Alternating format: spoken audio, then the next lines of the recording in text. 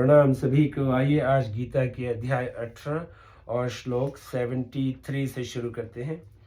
गीता में कुल अध्याय 78 है, हम 73 पे हैं। फिर यहाँ से शुरू करते हैं। संबंध पूर्व श्लोक में भगवान ने जो प्रश्न किया था उसका उत्तर अर्जुन आगे के श्लोक में देते हैं। अर्जुन उवाच नष्टो मोह स्मृतिर्लब्धा त्वत्प्रसादान् मया च्युत स्थितोऽस्मि गत संदेह करिष्ये वचनं तव। अर्जुन बोले, हे अच्युत, आपकी कृपा से मेरा मोह नष्ट हो गया है और स्मृति प्राप्त हो गई है। मैं संदेह रहित होकर स्थित हूँ। अब मैं आपकी आज्ञा का पालन करूँगा। व्याख्या। नष्टो मोह स्मृतिर्लब्धा त्वत् प्रसादान् मया च्युत। अर्जुन ने यहाँ भगवान के लिए अच्युत संबोधन का प्रयोग किया है। इसका तात्पर्य है कि जीव तो च्युत हो जाता है, अर्थात अपने स्वरूप से विमुख हो जाता है तथा पतन की तरफ चला जाता है, परंतु भगवान कभी च्युत नहीं होते।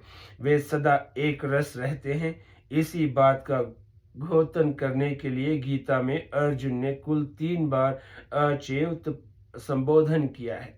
पहली बार अच्युत संबोधन से अर्जुन ने भगवान से कहा कि दोनों सेनाओं के बीच में मेरा रथ खड़ा करो। ऐसी आज्ञा देने पर भी भगवान में कोई फर्क नहीं पड़ा। दूसरी बार इस संबोधन से अर्जुन ने भगवान के विश्व रूप की स्तुति प्रार्थना की, तो भगवान में कोई फर्क नहीं पड़ा। अंतिम बार यहाँ इस संबोधन से अर्जुन संदेह रहित होकर कहते हैं कि अब मैं आपकी आज्ञा का पालन करूंगा, तो भगवान में कोई फर्क नहीं पड़ा। तात्पर्य यह हुआ कि अर्जुन की तो आदि, मध्य और अंत में 3 प्रकार की अवस्थाएं हुई, पर भगवान की आदि, मध्य और अंत में एक ही अवस्था रही, अर्थात वे एक रस ही बने रहे। दूसरे अध्याय में अर्जुन ने शिष्य स्तेह शाधि मां त्वा प्रपन्नम कहकर भगवान की शरणागति स्वीकार की थी। इस श्लोक में उस शरणागति की पूर्णता होती है।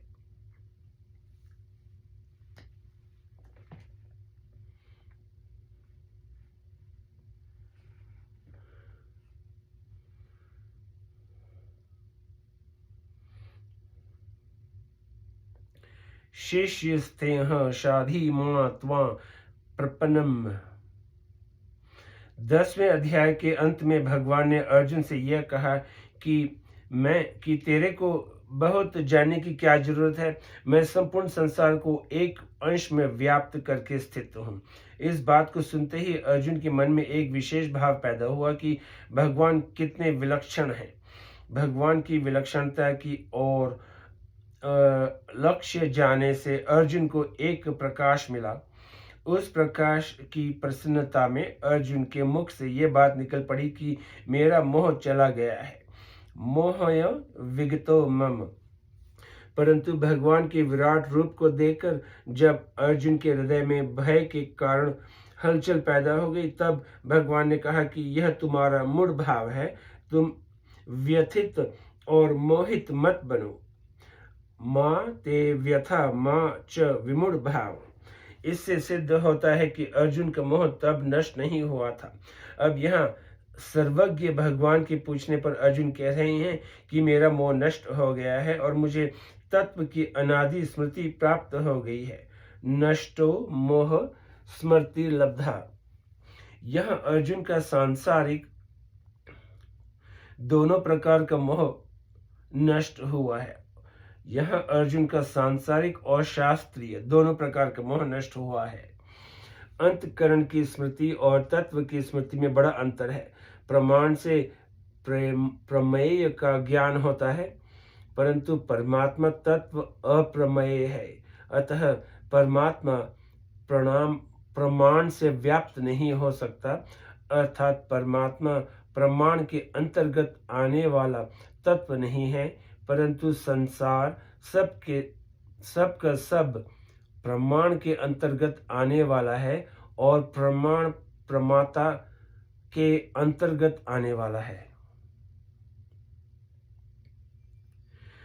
हमें जो संसार का ज्ञान होता है वह प्रत्यक्ष आदि प्रमाणों के द्वारा ही होता है, क्योंकि संसार विवेक विचार का विषय है, परंतु जो विवेक विचार का विषय नहीं है, प्रत्युत विवेक विचार का प्रकाशक है, उसको विवेक विचार द्वारा नहीं जान सकते। कारण कि जो वस्तु प्रकाशय होती है वह प्रकाश को प्रकाशित करने में असमर्थ होती है। इसीलिए जो सबका प्रकाशक और आश्रय है वह परमात्मा तत्व श्रद्धा विश्वास का विषय है, विचार का नहीं। जिन लोगों की शास्त्रों पर श्रद्धा होती है वे शास्त्रों से परमात्मा को मान लेते हैं, अथवा जिनकी तत्वज्ञ जीवन मुक्त अनुभवी भगवत प्रेम संत महापुरुषों पर श्रद्धा होती है वे उनके वचनों से परमात्मा को मान लेते हैं, स्वीकार कर लेते हैं। इसमें उनका अंतकरण और इंद्रियां प्रमाण नहीं है, इसमें तो शास्त्र और संत महापुरुषों का ही प्रमाण है। जो श्रद्धालु और आस्तिक हैं उनके लिए तो शास्त्र और संत महापुरुष प्रमाण हो सकते हैं, पर जो अश्रद्धालु और नास्तिक हैं उनके लिए शास्त्र और संत महापुरुष प्रमाण नहीं हो सकते। तात्पर्य यह हुआ कि इंद्रियों और अंतकरण का जो विषय है वह तो प्रत्यक्ष प्रमाण है, और अनुमान आदि जो प्रमाण है वे प्रत्यक्ष मूलक युक्ति प्रमाण है, परंतु संत महापुरुष और शास्त्र प्रमाण में तो केवल श्रद्धा ही मुख्य हेतु है। जिससे जाना जाता है वह प्रमाण होता है, जिसका ज्ञान होता है वह प्रमेय होता है, और जो जानने वाला है वह प्रमाता है। अर्थात इंद्रियां एवं अंतकरण प्रमाण है, संसार प्रमेय है और स्वयं चेतन प्रमाता है। प्रमाण एक होता है और प्रमाता एक होता है और प्रमाण अनेक होते हैं। प्रमाणों के बारे में कई प्रत्यक्ष अनुमान और आगम ये तीन मुख्य प्रमाण मानते हैं। कई प्रत्यक्ष अनुमान उपमान और शब्द ये चार प्रमाण मानते हैं, और कई इन चारों के सिवाय अर्थापत्ति अनुपलब्धि और एतहा ये तीन प्रमाण भी और भी मानते हैं। इस प्रकार प्रमाणों के मानने में अनेक मतभेद हैं, परंतु प्रमाता के विषय में किसी का कोई मतभेद नहीं है। ये प्रत्यक्ष अनुमान आदि प्रमाण वृत्ति रूप होते हैं, परंतु प्रमाता वृत्ति रूप नहीं होता, वह तो स्वयं अनुभव रूप होता है। अब इस स्मृति शब्द की जहाँ व्याख्या की गई है वहाँ उसके ये लक्षण बताए हैं।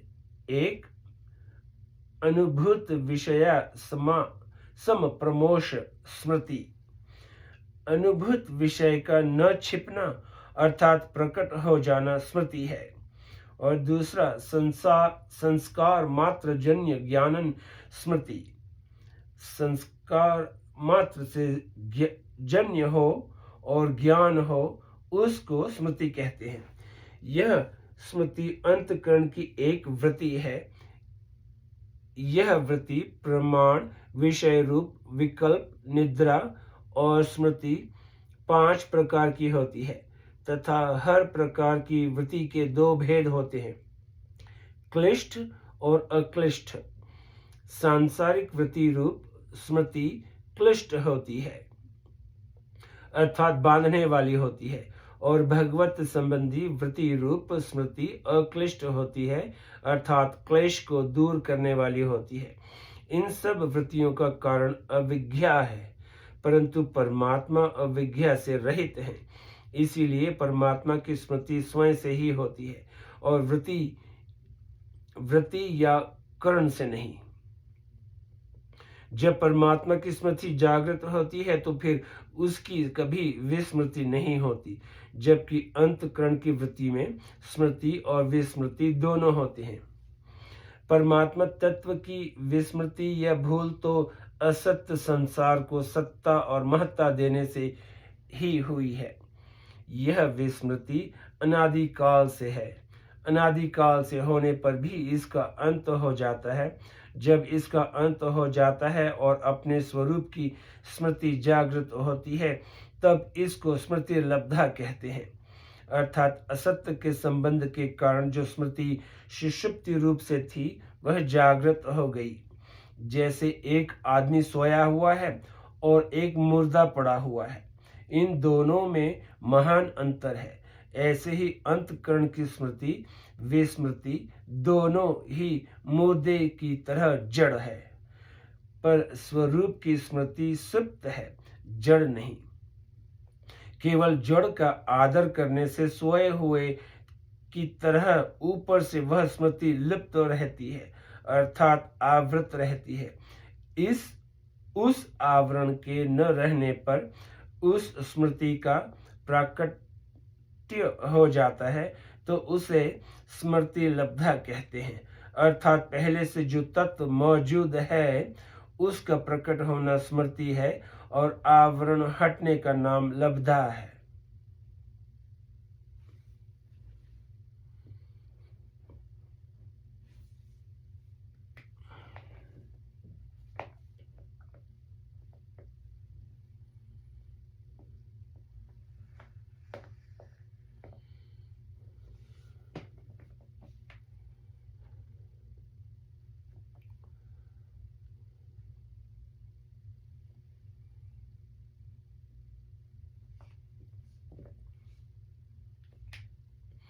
साधकों की रुचि के अनुसार उसी स्मृति के तीन भेद हो जाते हैं। एक कर्मयोग अर्थात निष्काम भाव की स्मृति, दूसरा ज्ञान योग अर्थात अपने स्वरूप की स्मृति, और तीसरा भक्ति योग अर्थात भगवान के संबंध की स्मृति। इस प्रकार इन तीनों योगों की स्मृति जागृत हो जाती है, क्योंकि ये तीनों योग स्वतः सिद्ध और नित्य हैं। ये तीनों योग जब वृत्ति के विषय होते हैं तब ये साधन कहलाते हैं, परंतु स्वरूप से ये तीनों नित्य हैं। इसीलिए नित्य की प्राप्ति को स्मृति कहते हैं। तात्पर्य यह है हुआ कि इन साधनों की विस्मृति हुई है, अभाव नहीं हुआ है। असत्य संसार के पदार्थों को आदर देने से अर्थात उनको सत्ता और महत्ता देने से राग पैदा हुआ। यह कर्म योग की विस्मृति आवरण है। असत्य के पदार्थों के संबंध से अपने स्वरूप की विमुखता हुई अर्थात अज्ञान हुआ। यह ज्ञान योग की विस्मृति है। अपना स्वरूप साक्षात परमात्मा का अंश है। इस परमात्मा से विमुख होकर संसार के सम्मुख होने से संसार में आसक्ति हो गई। उस आसक्ति से प्रेम ढक गया। यह भक्ति योग की विस्मृति है। स्वरूप की विस्मृति अर्थात विमुखता का नाश होना यहाँ स्मृति है।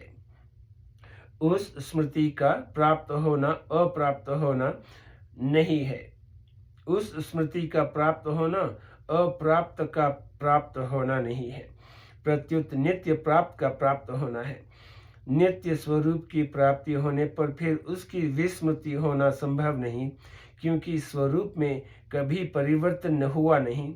वह सदा निर्विकार और एक रस रहता है, परंतु वृत्ति रूप स्मृति की विस्मृति हो सकती है, क्योंकि वह प्रकृति का कार्य होने से परिवर्तनशील है।